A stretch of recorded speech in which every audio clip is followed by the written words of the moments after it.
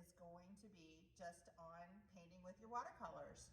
I don't want to give you too many directions because I want you to experiment with the different colors.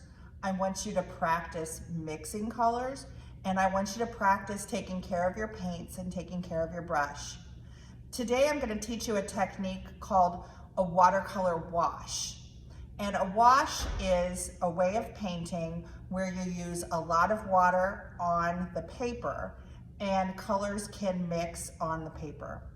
So the first thing I'm going to do, and I'm going to cover my whole piece of paper with different colors and different designs. The first thing I like to do is I get my brush wet and then I just paint with water.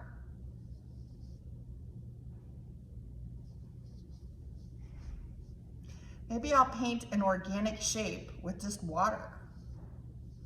I'll put it right here. And then I'll add the color. I'm gonna dip my brush in the water and then I'm going to put it in the red.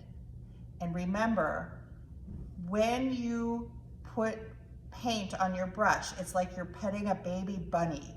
It's not like you're brushing your teeth or scrubbing the floor. Do it gently. If you've got water on your brush, lots of paint will end up on your brush. And then I can just kind of drop it into my little pool of water. So I sort of made a pink there. But I want to mix my colors. So I'm going to add a little more red to this little pool of water that I have here. And then I'm going to clean my brush out, and I like to tap it at the bottom of my water. I don't swish it around so that the water gets everywhere. I just tap it at the bottom. And I'm going to add a little bit of yellow. Can anyone predict what color I'll make if I mix yellow and red together? Let's find out. It's starting to make an orange color. Now, I think I would like to add more yellow to this color. If I just stick my brush in right now, I'm gonna make the yellow dirty. I'm gonna have red and yellow mixed in with the yellow. So what I need to do is I need to rinse my brush off first and then dip my brush into the yellow.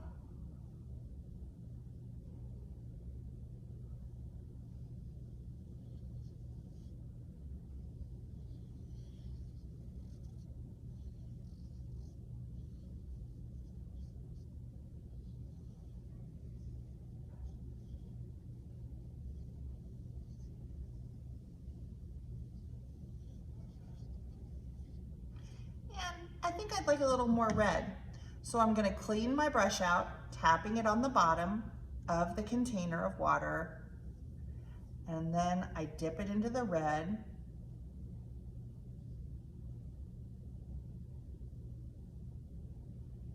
Now I like what I'm seeing. Now this is becoming more interesting. And I'm just gonna let the red just sort of spill into the yellow a little bit. So I've got a little orange here, I've got yellow, and I've got red. Okay, now I'm gonna clean my brush out.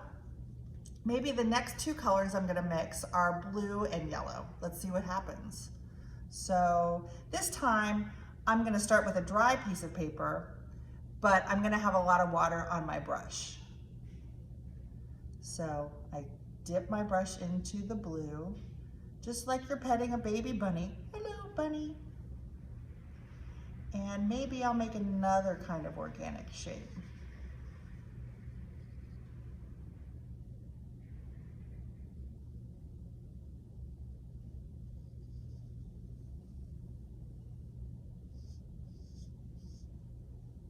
Add a little more water.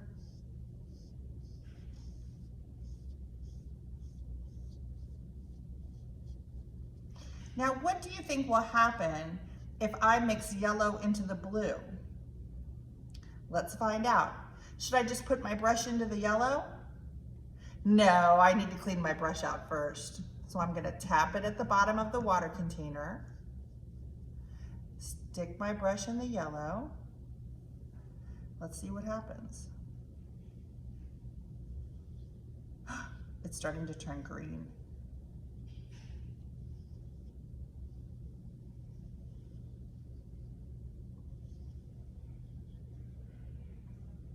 Maybe I'll make a geometric shape, but I'm gonna make it touch those two organic shapes. It's gonna look like it's behind the two organic shapes.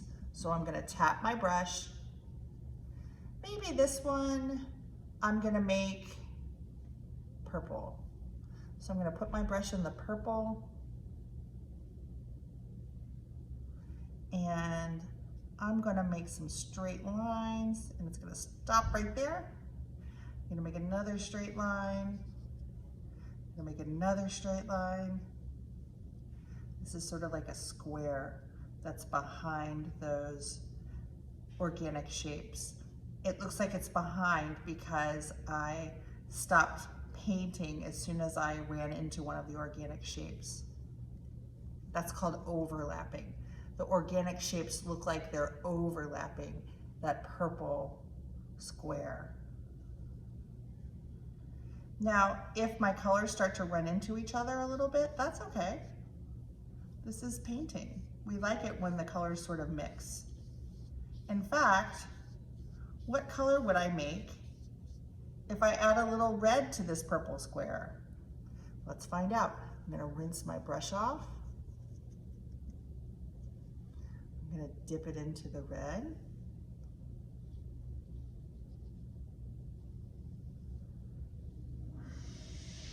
I would call this sort of a red violet or a red purple.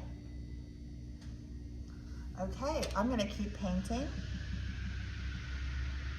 Let's see if I can make a brown color. If I mix something like red and green together, those two colors are opposites. They're called complements. That should turn brown. Let's find out. So I'll take my green,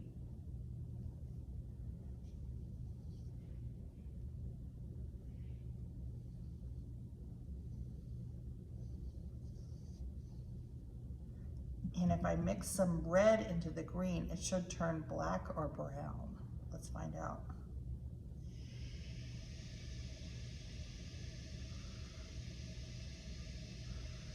It's starting to turn brown.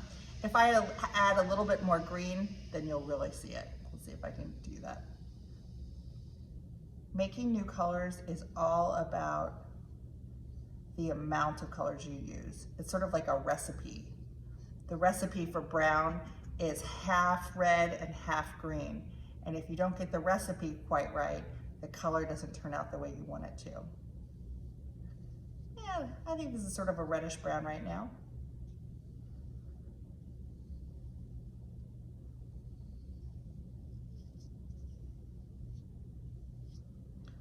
I'm gonna add another little pool of water and do another wash.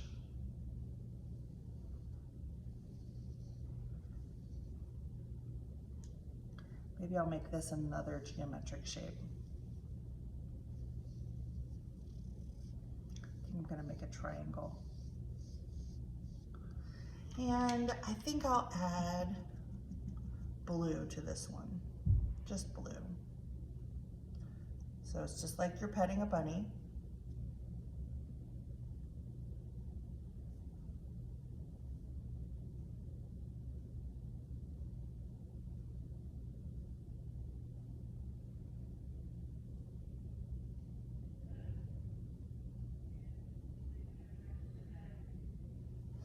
I still have some blue on my brush, so I'm gonna add it to this purple square over here.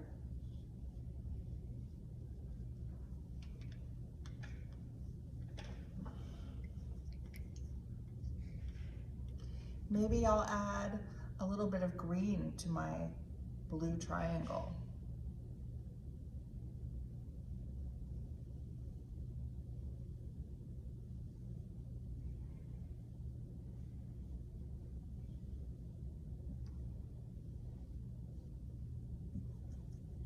So I'm just gonna keep painting with colors and mixing colors on my paper. Don't mix colors in your paints because then you're gonna wreck your paints. But I'm gonna keep trying to do different color combinations until my whole paper is painted.